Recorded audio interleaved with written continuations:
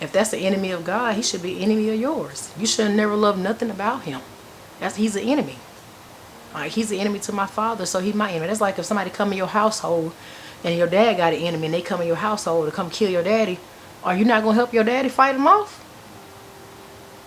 I mean, it's the same situation. You're not going to help God fight out these demons by doing your part and being a vessel and let him use you and speak to people in boldness without you being afraid or worried what they're going to say. You know, you can't say you repping Jesus Christ, but you're scared to say something. And the Bible talk about that. People always say something about Marcus Rogers being controversial. He's not controversial because our Jesus was controversial. It read that in the Bible, he came to not bring peace, but division. The Lord said, I came not to bring peace, but division. So how can somebody that's walking with God and preaching with God, tell them to preach, be controversial? That's just the devil that's bringing it up.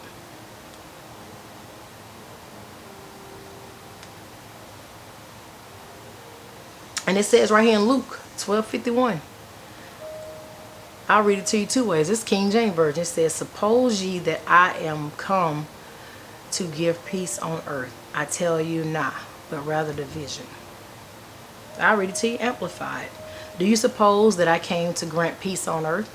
No, I tell you, but rather division between believers and unbelievers. So don't you think that church got believers and unbelievers in it? They say they believe with their mouth, but their heart far from God. And Mark is just only exposed the people that claim to believe in God, but they doing worldly things. They show who they serve.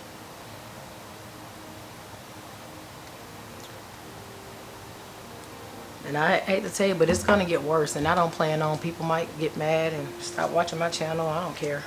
I'm not here for people to like me. I'm here to serve God and to do what he tell me to do. And a lot of things are going to come forth that I'm going to speak that God's going to tell me to speak, and you're not going to like it. But hey, take it up with him. You can call heaven anytime you feel like it to make a complaint.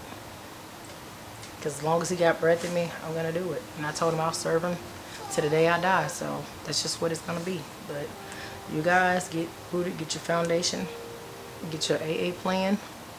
And I hope and pray that this message reach at least one person that it set them free. You know, just by being transparent, you know, with people. You can't make it through life with sin and not have Jesus to help you be set free. He said his liberty, freedom in him. Stop fighting against it. Stop fighting against the Lord because people are, you looking at religious people, how they live. That ain't how Jesus is. You letting religious folks run you out the church instead of you having your own relationship with God.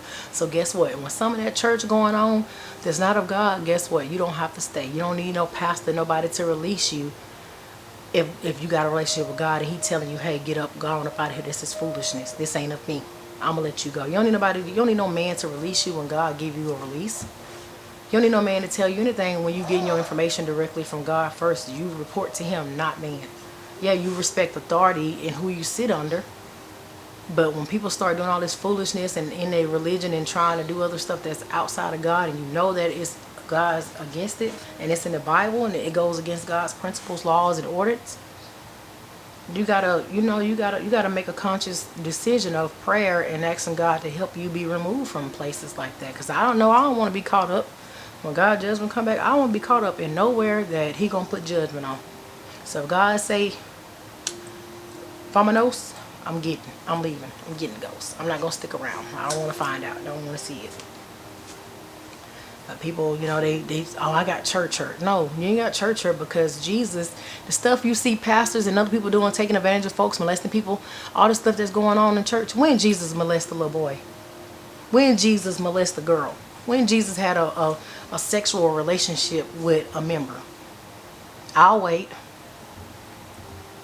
Not one time. So for people to act like, you know, to say they church hurt and they don't go back to church because of people hurt. You're people hurt. You're not church hurt. You're people hurt. People hurt you because what they doing. They pass it off. Satan is so good about dressing things up to make it seem like it's God's fault for something, but he had his hand in it the whole entire time. The whole entire time his hand was in it.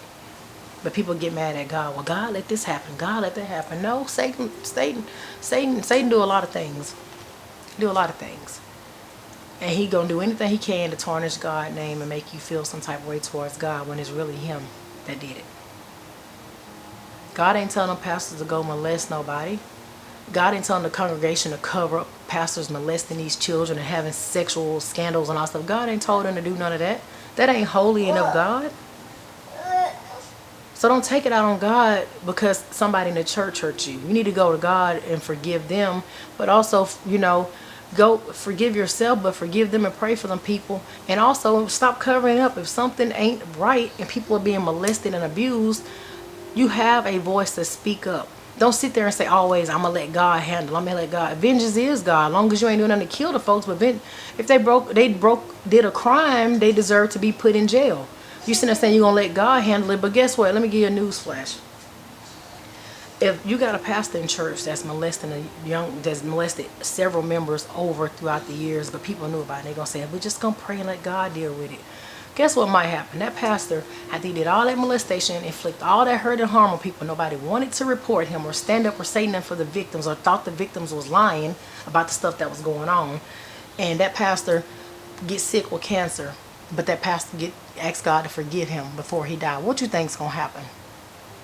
You think he's going to be forgiven or he not going to be forgiven? Even though he inflicted all this hurt previous before he got sick like this. But he asked God to forgive him on his deathbed while he still had breath. So that's what I'm telling you. You have to make people accountable now. You can still pray for folks, pray for him to get deliverance, but he still need to be held accountable. Because that way you just letting Satan run rampant by not holding people accountable for their actions. Like, it's not right. And if people grow up that are bisexual, gay, trans because they've been raped by people and nobody stood up for them. They got raped by family members and nobody stood up for them. People thought it was a joke to cover up for the rapist. You covered up for the predator and then protect the victim. And you wonder why people have issues and stuff that's going on. Like, it's a time for all that. Your pastor ain't God to be, oh, he the man of the cloth. The man of the cloth, if he was the man of the cloth, then why he living like he the man underneath the bottom of our feet?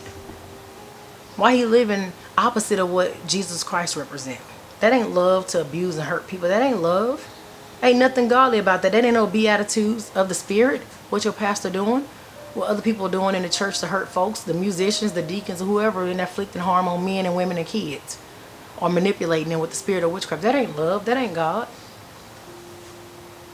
And it's not cool. And people need to stand up against that. But you guys, I'm gonna get off here. Y'all have a blessed evening. Peace. I love you. Until next time.